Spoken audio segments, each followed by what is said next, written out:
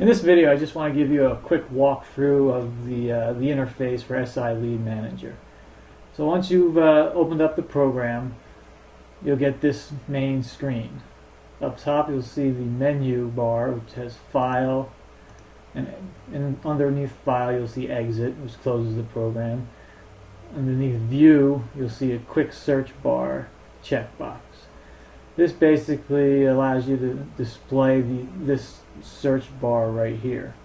So if I were to uncheck it, the search bar would disappear.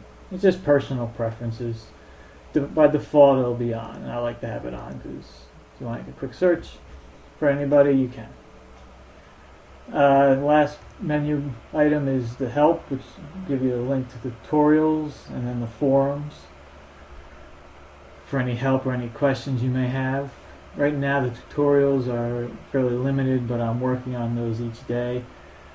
Forums are good to ask questions and other users can answer, and I'll be checking every day and I can answer as well. Underneath the menu bar is the toolbar. You'll see lists. This is where you'll go to get your lists. Open that. And here's the list of all your lists, pun intended.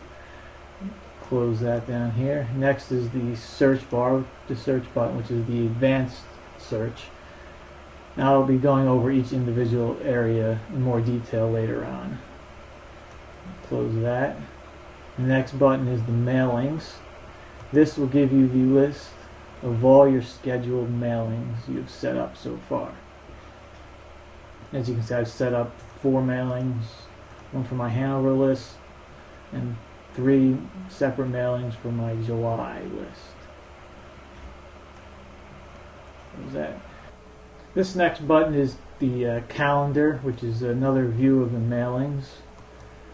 Click on that, and this calendar will be displayed for you.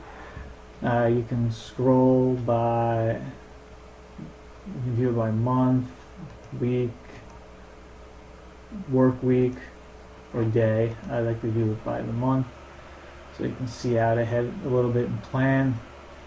I'll go into more detail again about this in another video. Now we'll come over here to the letters. This is the area where you'll be able to add new letters, edit, modify, and also if you come up here, there's the envelopes tab, which you'll be able to add new envelope templates. Close that. Now the next area is for your settings and your lookups. So click settings. You see this list is not a lot of settings, but you can turn on probate fields, or you can turn them off by changing this flag. And this is also where you can enter your personal information for the return mailing address and everything. And the last toolbar button is the lookups.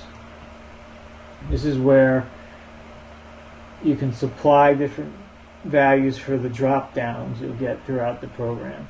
Like for contact information, there's 2 types I have: default to the email address and number.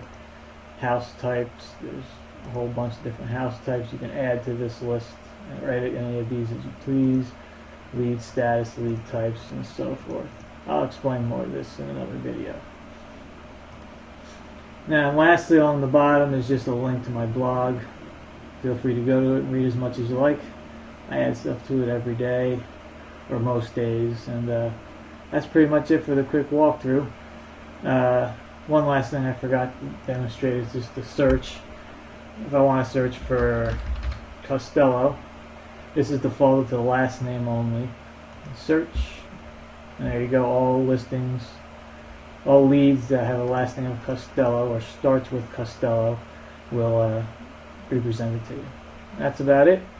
And if you have any questions, as always, send me an email or leave a comment below or post a message on the forum.